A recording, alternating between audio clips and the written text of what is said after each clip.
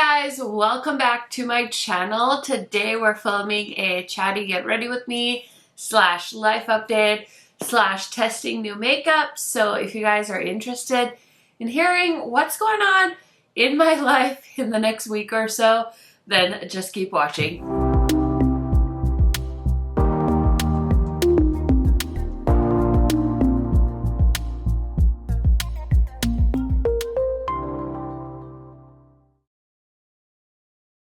If you guys are new to my channel, welcome. My name is KARENHARRIS. I like to film tan girl friendly makeup videos here on YouTube.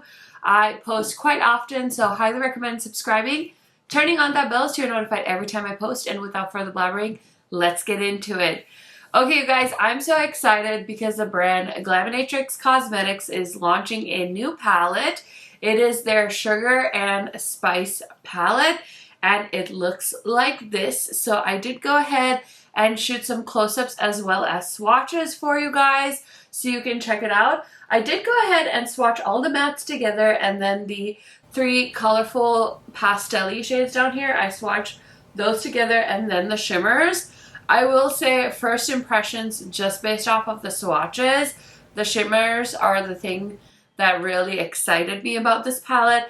I wasn't as jazzed about the mattes just because it's a row of neutrals and then 3 pastel shades. So it's a bit of an interesting color story. I definitely thought of like chocolate chip cupcakes and like pastries when I saw this collection.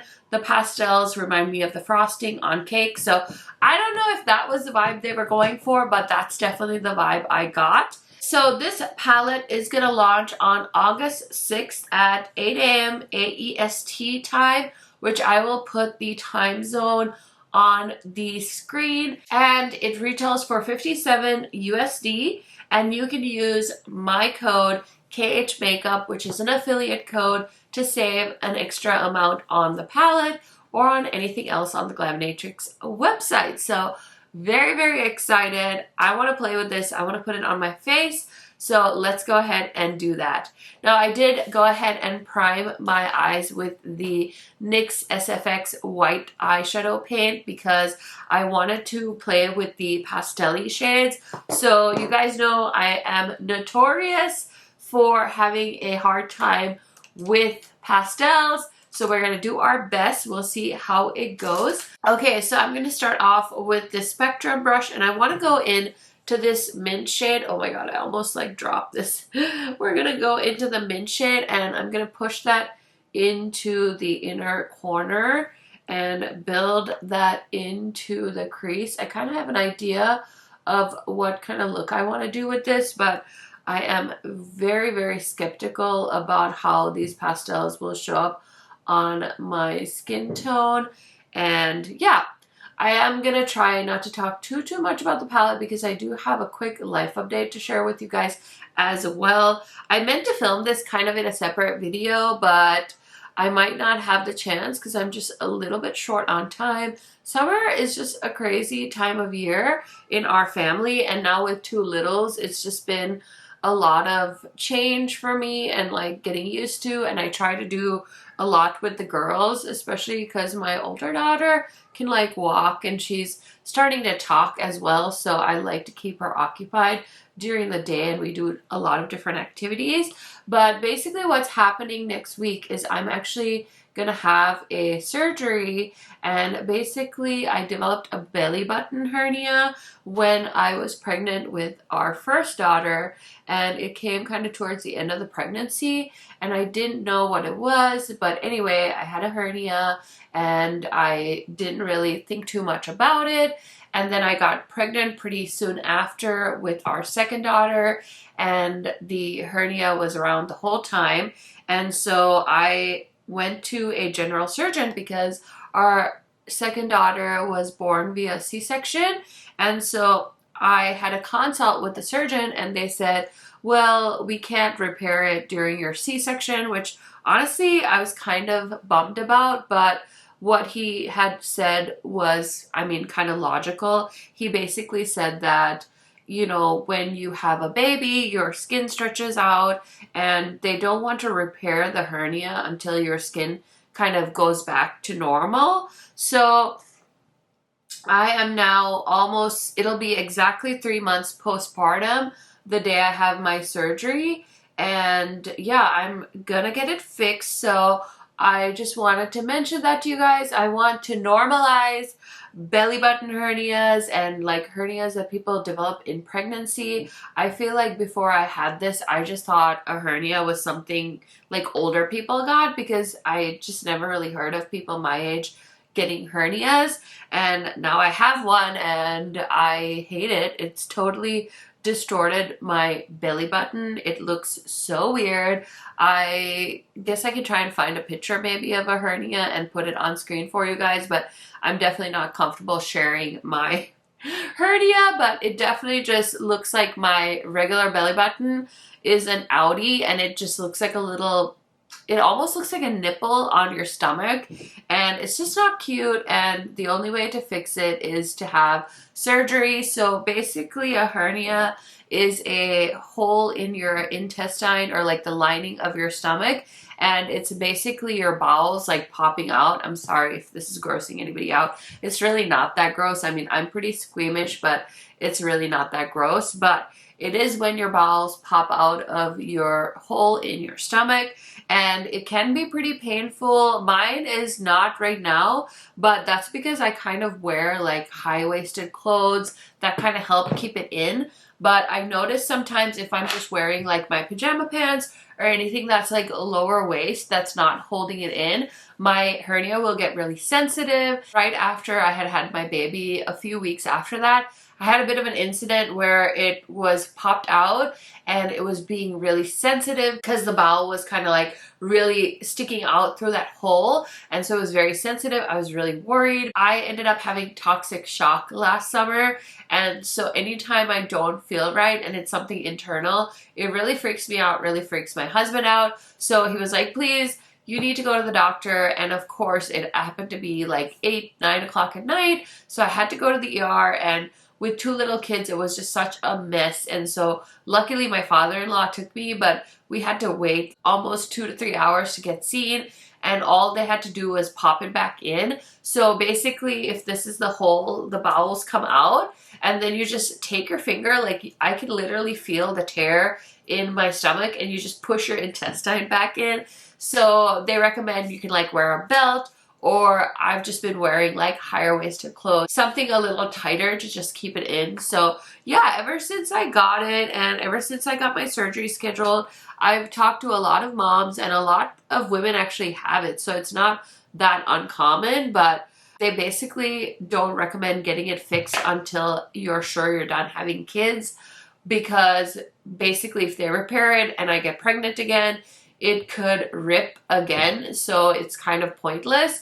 So yeah, I'm not having any more children, so I'm very sure of that, and so I'm gonna get it repaired, which I'm so excited about, because honestly, I've been so self-conscious about it. It looks really funky, and forget like swimsuits, like there's no way I could wear like a 2-piece suit right now. Not that I'm wanting to do that, but it's just not, it looks very strange. So I'm very, very excited to get it repaired, but I don't know what the surgery is going to be like. I've never had a hernia surgery before. Like with my second C-section, I knew what to expect, but with this, I'm not quite sure. I did have a pre-op appointment a couple of weeks ago, got all my instructions and things like that, and I don't have a time yet. It's just going to get scheduled like 24 hours-ish prior to the actual time, and then I'll go in, have the surgery, and then I get to come home the same day. I'm anticipating that it's gonna be quite a bit of pain. We'll see. I don't know. Hopefully they'll give me all the medicines and everything that I need to recover, but they did say I'm not supposed to lift like more than 15 pounds for a while, and my toddler is already over 15 pounds, so it's gonna be a bit of an adjustment. I feel like it's like having a C-section all over again, although I don't think that's the equivalent. Obviously, like a whole human is getting delivered when you're having a C-section, so I'm guessing your hernia surgery isn't as intense as that, but I am a little bit nervous. So I had been thinking in my head, like, I need to film a freaking update, because before I know it, I'm gonna be on surgery and say it takes me longer to recover. Here, my audience is gonna be like, what happened to Karen? Like, is she all right? So here is your notification that I'm having hernia surgery, and I'm a little bit nervous about it, kind of freaked out, but I think it'll all go well. And yeah, that's kind of my big life update. So I'm just putting on the shade Vanilla, which is a beautiful iridescent, like greeny color. I just feel like this is the lightest shade as far as the metallics go that I think would just pair really well. This is a very light eyeshadow look, and there's quite a bit of fallout, but we can fix that later. And I'm going to take a little bit of the shade Lavender, which is like a purpley color, and we're just going to tap a little bit on at the end here. I freaking love Glaminatrix metallic shadows. They have such cool colors. Just giving that a little tap there. So yeah, this eye look actually turned out really cute in my opinion. So I just need to throw something on the waterline, finish up the lower lash line, and I will be right back to put on a few other things that I want to test out as well and show you guys. Okay, you guys, so I did do my lower lash line off camera really quick. This is such a pastel-y look. It's kind of trippy to stare at in the viewfinder. But let's go ahead and try a new blush. So I did get the new blushes from Patrick Ta, and I haven't tried any of them because I have been so ridiculously busy. And honestly, I just bought way too many blushes in the month of July. So we're gonna try and slow it down in August, but I think we're gonna go big and try out this one. So this is the shade She's Giving from Patrick Ta Beauty. And they launched 2 other shades as well, but you guys know I am very much not a pink blush girly, but I'm trying. So I'm just gonna go on with the powder first because his products, he says to use the powder blush first and then you go on with the cream. So yeah, I think I'm trying, guys. I feel like Heather is gonna be so proud of me because she knows I dislike pink blush with a burning passion, and pink blush is her favorite. Like, her love for pink blush is like my love for orange blush. So I'm trying my best to embrace the pink trend, and I'm just using the same brush and we're going over the powder with the cream. I actually really like this. It has a good undertone for my tan skin. Usually I feel like blushes like this can be a little bit more gray leaning, but this one is so cute. I feel like a little ice cream, honestly. So I do have a ton of the Patrick Ta blushes. I think I have pretty much every shade, but today I just wanted to use that orange one because I had picked it up. And then I want to use my Give Beauty highlighter. So let me see here if I can find it really quick. Here it is. So this I have tried out in a testing new makeup video, but oh my gosh, the smell.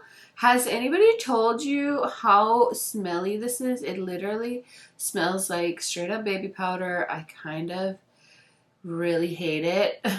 So I kind of regret buying these because I feel like the formula is not good enough to justify the baby powder smell. I don't know. Maybe that's just my like unpopular opinion. I will say my favorite thing that they do is the highlighter because it's like a very subtle, beautiful highlight. So it's nice, but oh my god, the smell is inconceivable. It's inconceivable. Okay, so we're almost done. I just need a lip shade. I think we're gonna use one of these lip bowls that Urban Decay sent me. I did swatch these in a reel on my Instagram. So this is the shade. Which one is this? This is OG Back Talk. And I think I want something a little bit darker. It's a little hard to tell what these shades are because they are hard to see with this metallic lid. They like are so shiny, it's hard to tell. But I'm gonna put on Love Ya Back Talk. I think this is the kind of darker mauve. I really like these so much more than when I first tried them, so that's been a plus. Okay, so I'm gonna throw on some mascara, grab some earrings, and I'll be right back to give you guys my first impression thoughts on some of the new makeup I just tested. Okay friends, here is the finished look. What do you guys think? Oh my gosh, I feel so extra tan today. I use my KVD Good Apple foundation, so yeah, I feel like it's a good color match, but I kind of forget that I've gotten tan this summer. But so let me run over really quick what I used for my complexion today. So this is the Good Apple foundation in the shade Tan 006. I also decided to go ahead and use the Good Apple concealer because why not? And as always, I did use my Huda Beauty color corrector as well. And for bronzer today, I used the Give Beauty bronzer. I've been trying to give this a chance because I haven't been loving it. So I've been trying to test it out, but I'm pretty sure it's just not my favorite and I just need to like let it go. But I keep trying it, hoping that it'll redeem itself. I use the Melt powder as well. I've been loving that. So now let's go ahead and talk about the two new products I tried out today. So the shade She Is Giving is so much fun. Listen, I might become a pink blush girly. I don't know. We'll see. We'll see. The jury's still out, but so far, I really like this. It's a fun color. It doesn't make me look gray, which I'm very, very happy about. And then as far as the Glaminatrix Sugar and Spice palette goes, I definitely stepped outside of my comfort zone by doing a pastel look with this palette. I would have probably felt a little bit safer doing a neutral eye look with this one, but I wanted to see what I could do with this palette if I pushed it.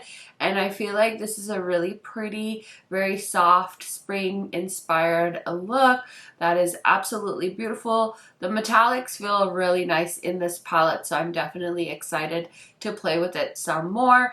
But this palette does launch, so I wanted to get a video up for you guys, at least showing you some swatches, giving you my life update as well as my thoughts on it, because I didn't want to wait until after the palette launch to make a video on it. But yeah, overall it's very cute. Is this my favorite Glaminatrix palette? I don't think so, because I definitely kind of shy away from pastels. Are these my absolute favorite pastels? I don't think so. I feel like the mattes definitely could use a little bit more pigmentation. So for that reason, I don't love it. But, you know, Glaminatrix has always had solid neutral eyeshadows. So if you're feeling this color story, I'm sure you'll really enjoy it. There is a very pretty multi-chrome shadow in this as well. It's that berry to green to orange kind of multi-chrome in here. And as always, their metallics are beautiful. So yeah, overall, it's a solid palette. Definitely not my favorite, but I'm very, very happy that they did send this my way. Like I mentioned, I do have an affiliate code with Glaminatrix. It's just KHMAKEUP, and you will save on their website. So that is it for this video. Thank you for listening to me. I hope that you guys enjoyed it. Give it a thumbs up if you did. And I will see you in another video very, very soon. Bye for now.